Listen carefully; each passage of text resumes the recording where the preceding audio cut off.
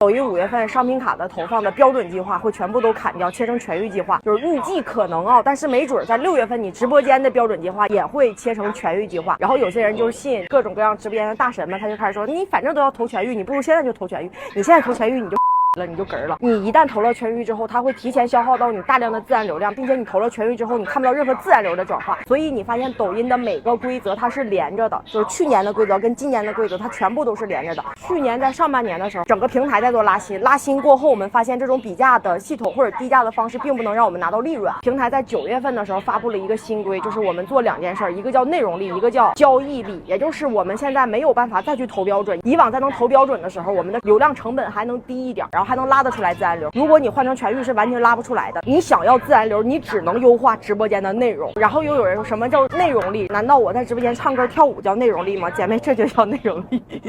杭州到底有谁在？都没有去杭州，要的